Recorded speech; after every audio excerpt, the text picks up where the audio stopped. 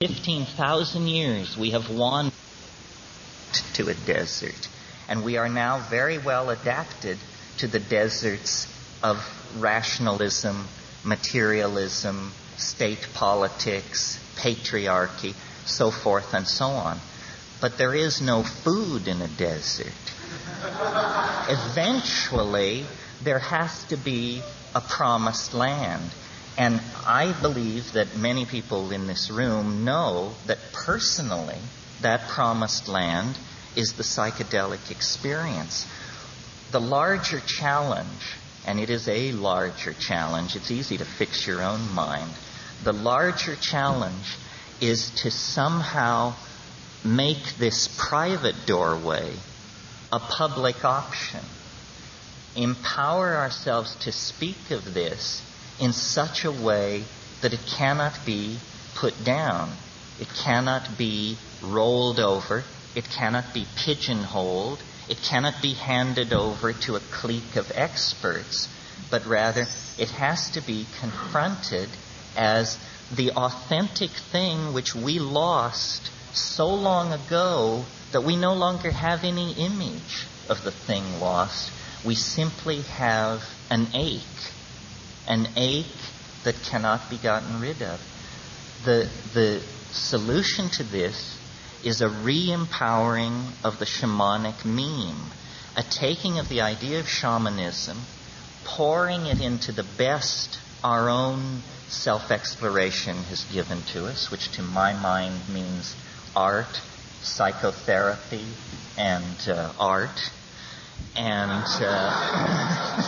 to try to empower these institutions to give back our authenticity that was lost.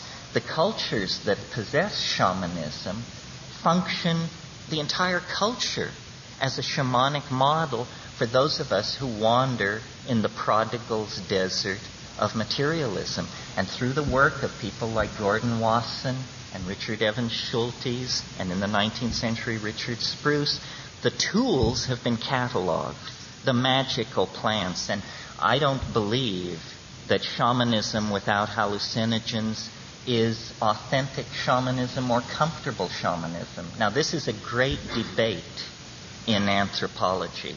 Merciliade, on one side, saying, when shamanism turns to narcotics, it has entered a decadent and final phase. The very use of the word narcotics betrays such a botanical naivete that you know you're not going to be happy with what follows.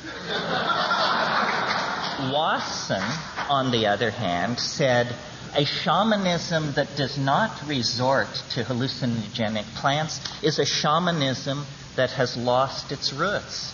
A shamanism that relies on ordeals, pathological personalities, and withholding of food is a shamanism that has lost a sense of its techniques and its efficacy.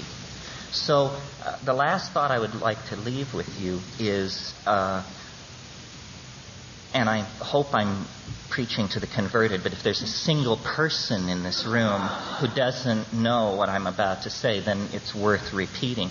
And that is, we are not bullshitting you. This is not yoga. This is not NLP, not to knock those things. This is real. It is so real that you can take the most hardened, rational, reductionist asshole and drop him into that environment, and he will meet his maker. You know, it dissolves you. It dissolves you into a confrontation with authentic being. And this is what we are starving for. This is how we've gotten into the messes and mess that we're in. Take seriously the techniques of shamanism. Study the plants. Make real choices. And then don't diddle the dose.